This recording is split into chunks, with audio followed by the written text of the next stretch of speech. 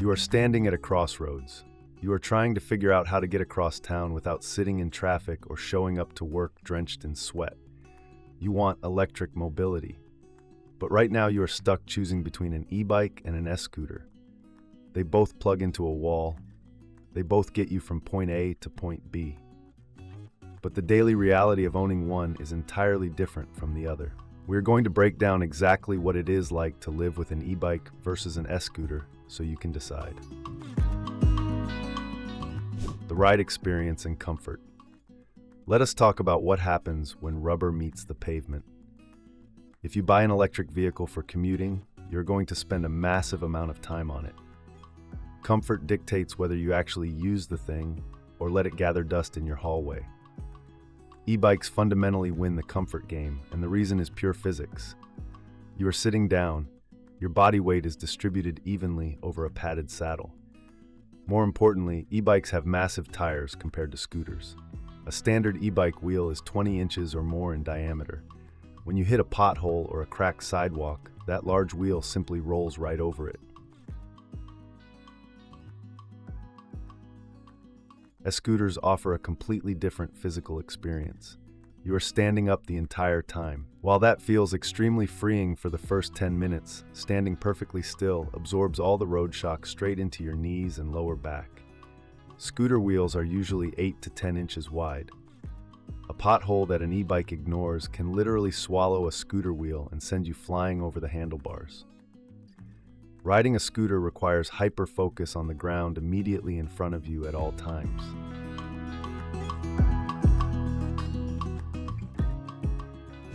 Range and battery anxiety. Here's what matters when it comes to battery life. Advertised range is almost always a best-case scenario concocted in a laboratory. Real life involves steep hills and brutal headwinds. This is where the e-bike separates itself from the pack. An e-bike is a hybrid machine. You have an electric motor, but you also have your own two legs. Because you can use pedal assist, you are constantly sharing the workload with the battery. If you want to stretch a 60-mile battery to an 80-mile battery, you just turn down the assist level and pedal a little harder. And if the battery dies entirely, you still have a functioning bicycle. You just pedal home. An Escooter is completely reliant on its battery pack.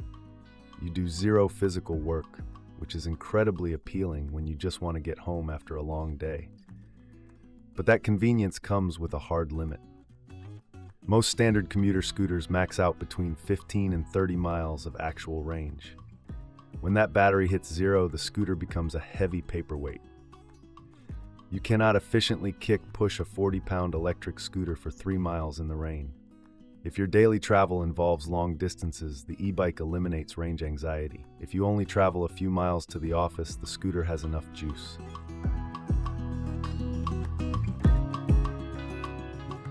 Portability and the storage reality. You have to put this vehicle somewhere when you are not riding it.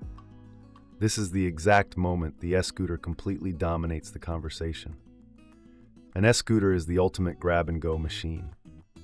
Most of them fold in half with the pull of a single lever. They typically weigh between 30 and 40 pounds. You can pick it up by the stem, walk up 3 flights of apartment stairs, and tuck it quietly under your desk at work. You can slide it into the trunk of a rideshare car if it suddenly starts pouring rain. It integrates perfectly into a commute that involves other forms of transit. E-bikes are effectively small motorcycles. They are massive machines. A typical commuter e-bike weighs between 50 and 70 pounds. Trying to lug that much weight up a narrow apartment stairwell every single day will ruin your mood. You cannot fold most of them, and the ones that do fold are still incredibly awkward to carry. This means you have to lock an e-bike outside on a public rack or leave it in a dedicated bike room. Bike theft is a harsh reality everywhere, and a shiny new e-bike is a premium target. If you do not have a secure private garage, owning one becomes a massive logistical headache. Safety, stability, and traffic. Let me explain how cars see you. When you are mixing it up with 2-ton metal boxes, visibility and stability are what keep you alive.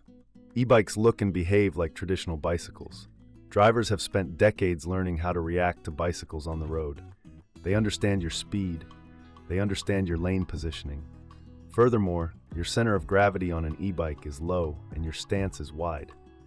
You have excellent natural balance. If a car suddenly pulls out in front of you, the hydraulic disc brakes on a decent e-bike offer massive stopping power without skidding out of control.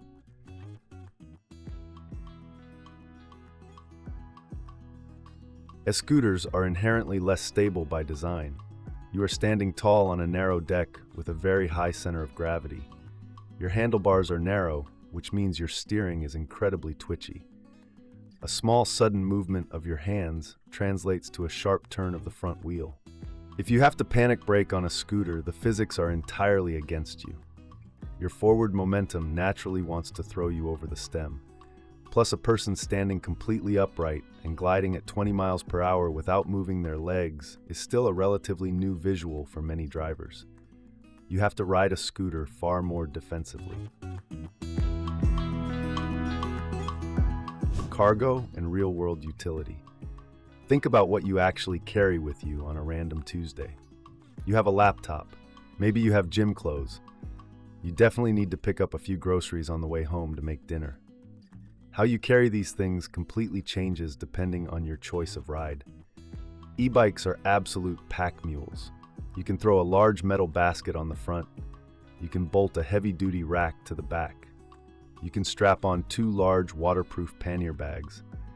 The electric motor handles all the extra weight, so you hardly even notice the burden while pedaling.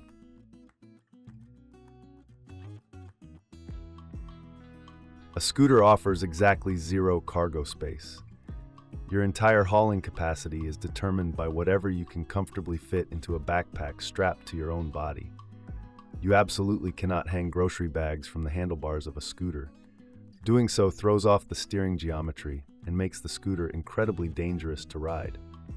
If you need to stop for milk and a heavy bag of cat food, you are carrying all that dead weight on your shoulders while trying to maintain delicate balance on a narrow moving deck. The scooter is designed for transporting you and you alone.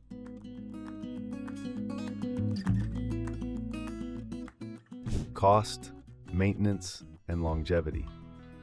We need to talk about money and not just the initial price tag on the website. Escooters are incredibly appealing to many people because the barrier to entry is so low. You can get a highly capable and reliable commuter scooter for $500 to $800. They require very little regular maintenance. You basically just check the tire pressure occasionally and go ride. But Escooters are mostly built with proprietary electronic parts. When something major breaks or the internal battery finally degrades after a few years of hard charging, it is often cheaper and easier to just throw the entire scooter away and buy a brand new one. E-bikes represent a much larger financial commitment up front. A quality commuter e-bike will easily cost between $1,500 and $3,000, but you are paying for actual longevity. The beautiful thing about an e-bike is that 90% of its parts are standard, universally available bicycle components. You can take an e-bike into almost any local bike shop in the entire world, and the mechanic will know exactly how to fix it. The frame and components will easily last for a decade or more, making it a long-term asset. The final verdict. Bottom line, if you want a fun, incredibly portable vehicle to blast the last 2 miles from the train station to your office, buy an Escooter. It is cheap, it fits under your desk, it requires 0 physical effort to ride. It is the perfect short-hop urban tool for tight spaces. But if you want a true replacement for a car, buy an e-bike. It carries your groceries. It handles terrible roads with absolute ease. It gives you the option to get a workout if you want one. It is far safer in mixed city traffic. It requires secure storage and a larger budget, but the payoff is a powerful machine that can genuinely handle everything your daily life throws at it. So measure the size of your elevator and pick the tool that actually solves your problem.